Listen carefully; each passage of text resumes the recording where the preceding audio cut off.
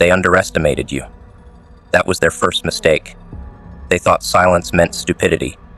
They confused humility with helplessness. You walked into the room knowing full well the game was rigged, and still, you played. You didn't raise your voice. You didn't flash credentials. You didn't clamor for recognition. You just listened. Quietly, dangerously. While they postured and peacocked and spat rehearsed monologues they mistook for intelligence, you observed. Calculated. Dissected every insecure boast wrapped in confidence. You smiled when they scoffed. Let them laugh. Let them doubt. You knew the punchline would be yours. Because real power never arrives dressed for applause.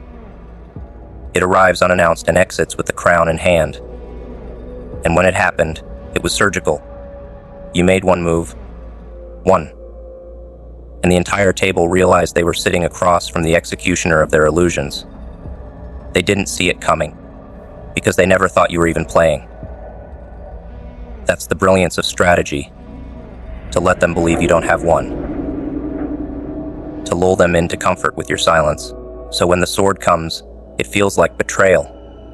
But you didn't betray anyone. You revealed them. The smug consultant, the performative intellectual, the backhanded supporter. All of them silenced in one breath. Not because you out-yelled them, because you out-thought them. You pulled the lever they didn't know existed, the one they would have seen had they not been so obsessed with hearing themselves speak. And in that moment, something changed. The air, the posture, the dynamic.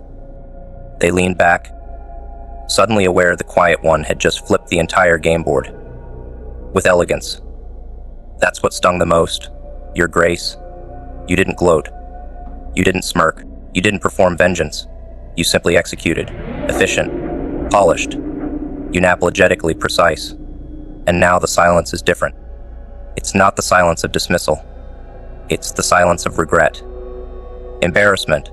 They're reliving every comment, every micro-dismissal, every joke at your expense, and realizing they weren't speaking to the fool. They were speaking to the goddamn architect. And they missed it, because they never learned to see past volume. And now, they sit there in their overpriced suits and recycled opinions, trying to recalibrate. But it's too late. You've already left the table, and the echo of your brilliance is louder than anything they ever said. It wasn't just a win. It was a lesson. A brutal, beautiful reminder that the lewdest voice isn't always the most lethal. You didn't just destroy their argument. You disarmed their identity. Everything they thought made them superior, shattered. You cracked their psychological armor, not by attacking their ego, but by ignoring it. You didn't need to disprove them. You simply rendered them irrelevant. That's the kind of power people don't recover from quickly. It rewrites their sense of place. Makes them question everything they believed about status, intelligence, hierarchy. You didn't just dominate the conversation. You ended it. They'll talk about it later, in smaller groups with nervous laughs and forced neutrality. They'll say things like sharp mind and clever angle to hide the fact that they were gutted. But they'll never say what they really felt, that they were exposed, that someone they dismissed as forgettable became unforgettable, that the quiet one made them feel like noise. It'll gnaw at them, but they won't admit it, because that would mean admitting their radar is broken, that they still can't see real brilliance unless it arrives in their language. You spoke in action. They spoke in ego. And now they're fluent in irrelevance. Let's talk psychology. What you did wasn't just logic. It was surgical intuition. You anticipated the need behind their noise. You understood their posture was overcompensation. You studied their rhythms and waited for the right fracture to press on. That's what made the moment land. You didn't just outsmart them. You unveiled them. People don't fear intelligence. They fear revelation. The exposure of their hollowness in front of an audience that used to applaud them. You turned their stage into a courtroom, and the jury was themselves. That's the kind of lesson they'll remember, not because you forced it, but because you proved it. You weren't always like this. You used to over-explain, over-defend, overcompensate. But that version of you died the day you realized no one's approval is more valuable than your own clarity. So you trained in silence. You studied the rooms you weren't invited to. You watched the moves without touching the board. And when it was finally your turn, you didn't ask for your moment. You took it. Calm, surgical, irrevocable. And that's why they fear you now. Because you taught them a language they don't speak. A language of restraint. A dialect of presence. The kind that doesn't need punctuation. Because it is the sentence. They don't know how to approach you now. You've made small talk obsolete. They've learned that behind your stillness is a mind that builds bombs disguised as insights. You could dismantle them in a single sentence, but you choose not to. That restraint, that's what separates you from the rest. You're no longer looking for respect. You are the metric. Their validation is redundant. Their invitations, unnecessary. Because you don't belong to the room. The room belongs to you. They just didn't know it until it was too late. And now they rearrange themselves every time you speak. Because deep down, they know that at any moment, you could make them feel like fools again. The win wasn't the applause. It wasn't the stunned silence. It was the awakening. You showed them what happens when underestimated people stop proving and start pulling strings. You didn't perform power. You embodied it. You didn't bluff. You didn't posture. You simply revealed what they never prepared for. Someone who doesn't care about being liked, only about being clear. You didn't set out to embarrass them. You just refused to be invisible.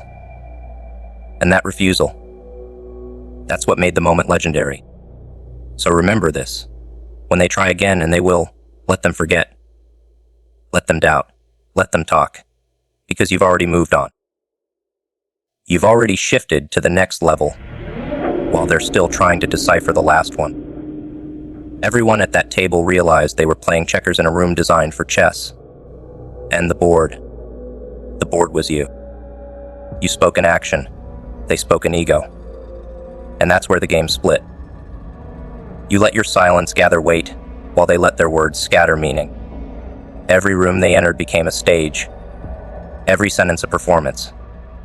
They weren't talking to connect. They were talking to be seen. You knew at the moment their voices rose before the ideas formed. Hollow confidence dressed in clever phrasing. But you moved differently. You didn't reach for attention. You reached for results. While they crafted narratives, you built outcomes. While they played king of the hill with language, you built the entire mountain they were scrambling over. You let them believe they were winning because you had no interest in proving otherwise. Not until it mattered. And when it mattered, you didn't raise your volume. You raised the standard. Their ego craved applause. Yours required impact. And impact doesn't beg to be noticed. It announces itself with precision, not noise. While they obsessed over optics, you mastered execution. They drafted statements, you delivered realities. Their idea of strength was being the loudest voice in the room. Yours was being the last one standing when the dust cleared. It's a different currency, one they can't afford.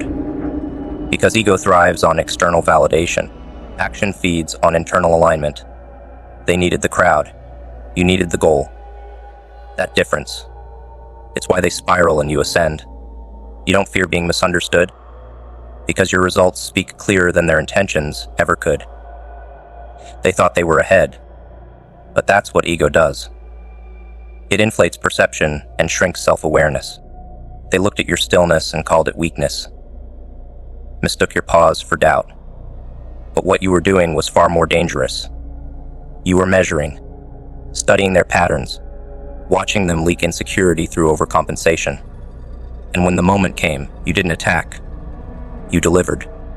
An action so clean, so precise, it rendered all their noise irrelevant. They had books of commentary.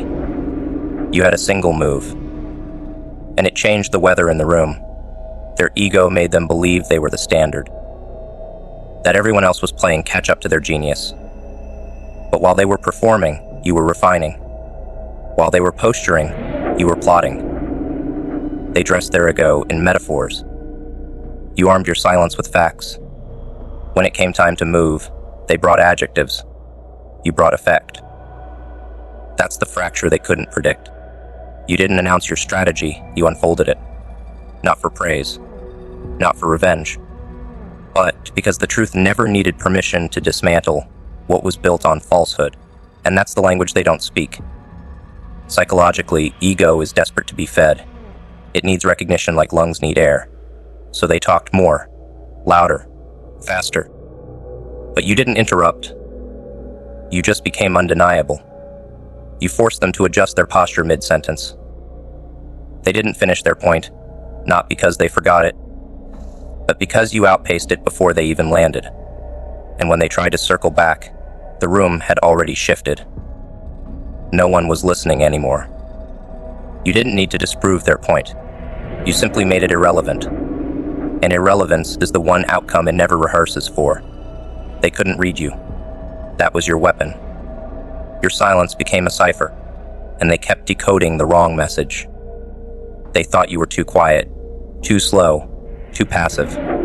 They didn't understand that restraint is the signature of mastery. That the person who says less usually owns the moment when it matters. You weren't waiting for your turn. You were designing it. So when you finally spoke, it wasn't an opinion. It was a shift. The kind that leaves residue on the walls. The kind that makes people forget everything that came before it. Their ego spoke in circles. Your action, it closed the loop. You weren't looking to be right. You were looking to be clear. And that's what made you dangerous. Because they argued like philosophers fighting over theories. But you moved like an architect laying down truth in bricks. You don't need consensus when you're building structures. You need steel, intention, discipline. While they use charm as currency, you use clarity as a compass. And now they know. Words can be edited, forgotten, replaced. But action burns itself into the memory of everyone watching, especially when it's done with elegance. You didn't ask for credit. You just left footprints that couldn't be erased. While they scramble to reposition, to reframe, to reinsert themselves into the narrative, you've already left the chapter. Ahead, unbothered, revered in silence. That's the paradox. They spoke for legacy, but yours wrote itself, because you didn't build it on noise. You built it on movement. They didn't hear it happen. They felt it. And now, every time they enter a new room, they'll hesitate. They'll remember the time they mistook volume for value, and they'll look for the quiet one again. Because now, they understand. You're the one who ends stories. Their voices tremble now, though they try to hide it behind new vocabulary. They study you from a distance, trying to figure out how you did it. But what you did can't be taught. It has to be earned, through restraint, through study, through knowing when to move and when to wait. Your power wasn't built in front of mirrors. It was built in the hours when no one clapped. In the silence you mastered like an assassin. You didn't come to win arguments. You came to end doubt. With one action, one move, that reminded everyone. Those who speak in ego may be remembered for a moment, but those who speak in action are written into history.